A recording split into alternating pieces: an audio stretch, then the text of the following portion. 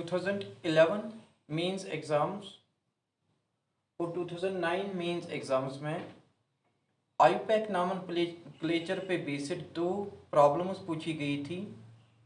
इन दोनों प्रॉब्लम्स में organic compound के स्ट्रक्चर्स दिए गए थे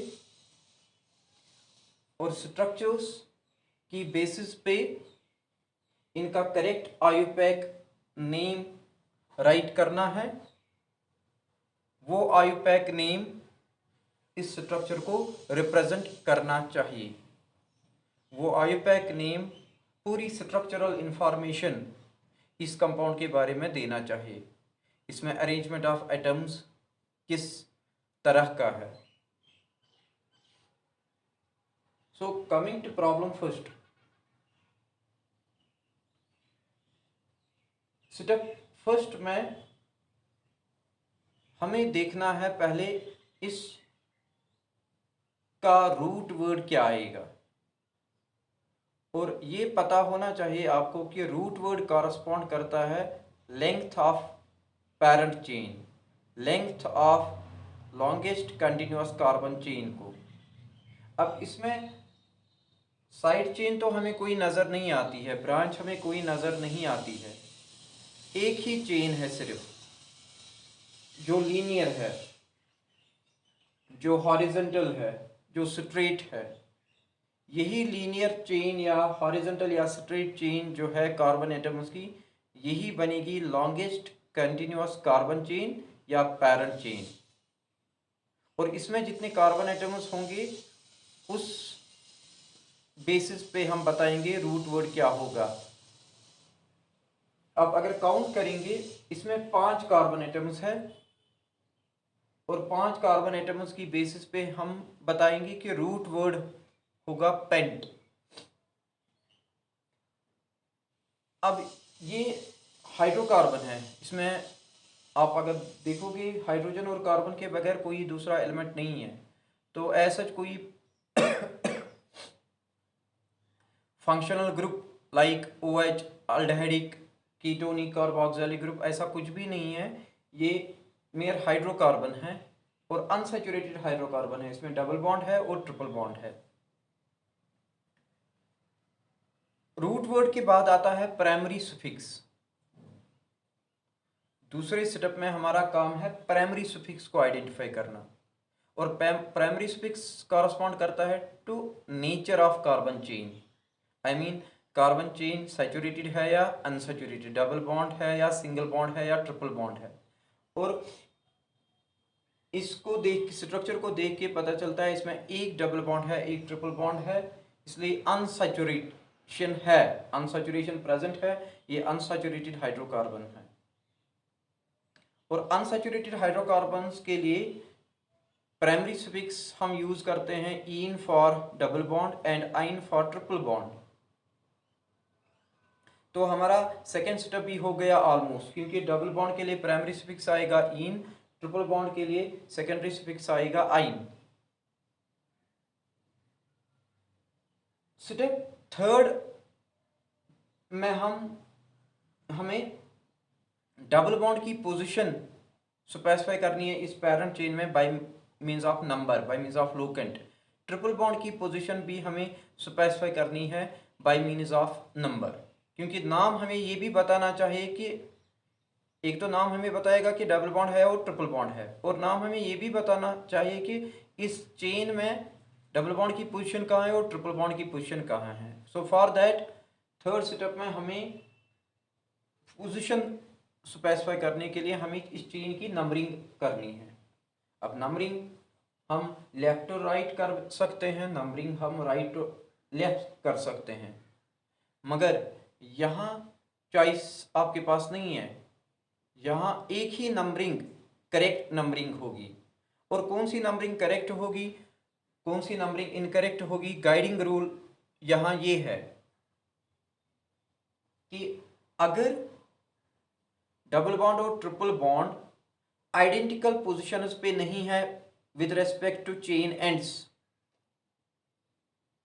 तो नंबरिंग करेक्ट नंबरिंग वो नंबरिंग है जिस नंबरिंग में सम ऑफ लोकेंट्स लोवेस्ट आए, लीस्ट आए या मिनिमम आए। यहां डबल बॉन्ड को प्रायोरिटी आपको नहीं देनी है।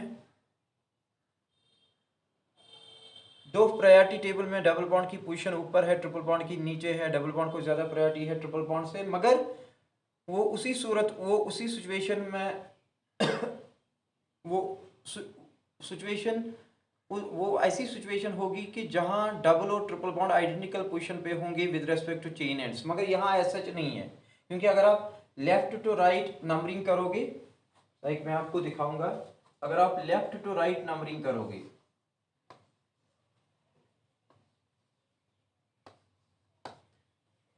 लेफ्ट टू राइट नंबरिंग में डबल बॉन्ड की पोजीशन आती है 2 और ट्रिपल बॉन्ड की पोजीशन आती है 4। पैरेंट चेन में डबल बॉन्ड का पोजीशन 2 पे है और ट्रिपल बॉन्ड पोजीशन 4 पे है। सम ऑफ लोकेंट्स क्या आएगा इस नंबरिंग में? 2 + 4 = 6। इस नंबरिंग में लेफ्ट टू राइट नंबरिंग में सम ऑफ लोकेंट्स आएगा 2 + 4 = 6। अब अगर मैं यहां से नंबरिंग करूं राइट टू लेफ्ट, इसको नंबर 1, इसको नंबर 2, ये नंबर 3, ये नंबर 4, ये नंबर 5,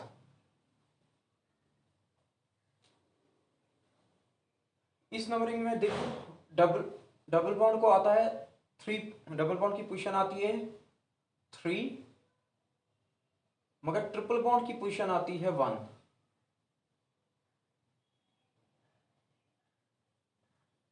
ट्रिपल बॉन्ड को आती है 1 पोजीशन और डबल बॉन्ड को आती है 3 पोजीशन, इसलिए यहां सम ऑफ लोकेंट्स है 1 + 3 = 4।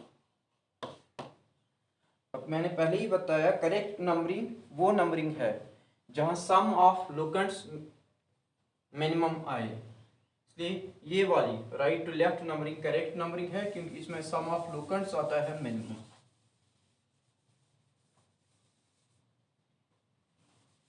ये है करेक्ट नंबरिंग। अब मैं आराम से इसका आईपैड नेम राइट कर सकता हूं। रूट वर्ड आएगा पेंट, अल्फाबेटिकल ऑर्डर में ई पहले आता है, इसलिए 3 इन और 1 आई। यह इसका करेक्ट आईपैक नेम। और ये आईपैक नेम मुझे स्ट्रक्चर या अरेंजमेंट ऑफ एटम्स के बारे में इंफॉर्मेशन देता है कि इसमें 5 कार्बन्स है, कार्बन 3 और कार्बन 4 के दरमियान डबल बॉन्ड है, कार्बन 1 और कार्बन 2 के दरमियान ट्रिपल बॉन्ड है। अब coming to this problem, coming to this structure, इस स्ट्रक्चर में ऑब्जर्व करो आप, डबल बॉन्ड और ट्रिपल बॉन्ड आइडेंटिकल पोजीशन है with respect to chain ends. अगर आप लेफ्ट टू राइट आओगे तो कार्बन फर्स्ट पे आएगा, ट्रिपल बॉन्ड की पोजीशन बनेगी 1। अगर आप राइट टू लेफ्ट करोगे नंबरिंग तो डबल बॉन्ड को आएगा पोजीशन 1। फॉर एग्जांपल मैं लेफ्ट टू राइट 1 2 3 4, इस नंबरिंग में सम ऑफ लोकेंट्स आता है 1 + 3 = 4, 1 + 3 = 4। और नीचे वाली नंबरिंग में 1 2 3 4, इसमें डबल बॉन्ड को 1, ट्रिपल बॉन्ड को 3, 1 + 3 = 4। अब देखो सिचुएशन है क्या, डबल बॉन्ड और ट्रिपल बॉन्ड आइडेंटिकल पोजीशन पे है with respect chain ends. Left to right करो नंबरिंग, ट्रिपल बॉन्ड को मिलती है 1, डबल बॉन्ड को 3। राइट टू लेफ्ट करो, डबल बॉन्ड को मिलता है 1, ट्रिपल बॉन्ड को 3। सम ऑफ लोकेंट्स दोनों साइड्स से, दोनों नंबरिंग्स में सम ऑफ लोकेंट्स सेम आता है 4 4। तो यहाँ सम ऑफ लोकेंट्स रूल जो है, सम ऑफ लोकेंट बेस्ड रूल जो है, ये आपको हेल्प नहीं करेगा। यहाँ रूल चेंज होगा, रूल्स फ्लेक्सिबल है, प्रॉब्लम टू प्रॉब्लम में चेंज हो जाते हैं। यहाँ रूल चेंज होगा। रूल यहाँ यूज क्या आपको करना है, रूल कहता है कि जब डबल और ट्रिपल बॉन्ड आइडेंटिकल पोजीशन पे होंगे ना from either side of the chain, तो क्योंकि सम ऑफ लोकेंट्स दोनों ऑप्शंस में सेम आएगा। लोवेस्ट सम रूल आपको मदद नहीं करेगा कि नंबरिंग किस एंड से करनी है। तो आप प्रायोरिटी टेबल में देखो प्रायोरिटी किसकी ज़्यादा है, और प्रायोरिटी टेबल में डबल बॉन्ड की प्रायोरिटी ज़्यादा है देन ट्रिपल बॉन्ड। इसलिए रूल कहता है नंबरिंग उस साइड से करो जिस साइड से डबल बॉन्डेड कार्बन को मिलेगा लीस्ट नंबर। सो ये वाली नंबरिंग, राइट टू लेफ्ट वाली नंबरिंग करेक्ट नंबरिंग है। और इस नंबरिंग की बेसिस पे अब मैं करेक्ट नाम इसका राइट कर सकता हूँ। आप देखो पहले लॉन्गेस्ट कंटिन्यूअस कार्बन चेन में 4 कार्बन है, इसलिए रूट वर्ड आएगा ब्यूट, रूट वर्ड आएगा ब्यूट। अब प्राइमरी सफिक्स एक तो इन है और दूसरा आइन। ई अल्फाबेटिकल ऑर्डर में पहले, वाई अल्फाबेटिकल ऑर्डर में उसके लास्ट पे आता है, इसलिए पहले मुझे डबल बॉन्ड राइट के लिए प्राइमरी सफिक्स राइट करना है इन, मगर उसकी पोजीशन भी स्पेसिफाई करनी है by locant. So 1 ene and 3 yne. ये इस स्ट्रक्चर का करेक्ट आईयूपैक नेम है, और ये आईयूपैक नेम मुझे इस स्ट्रक्चर के बारे में इंफॉर्मेशन क्या देता है, ये आईयूपैक नेम मुझे बताता है इस स्ट्रक्चर में अरेंजमेंट ऑफ एटम्स क्या है।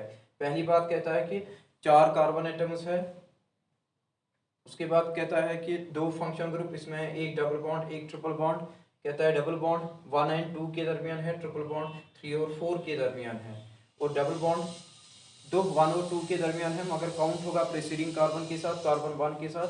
ट्रिपल बॉन्ड बिटवीन 3 और 4 है, मगर काउंट होगा विद प्रेसीडिंग कार्बन, कार्बन 3 के साथ। तो ये थी आज की प्रैक्टिस प्रॉब्लम।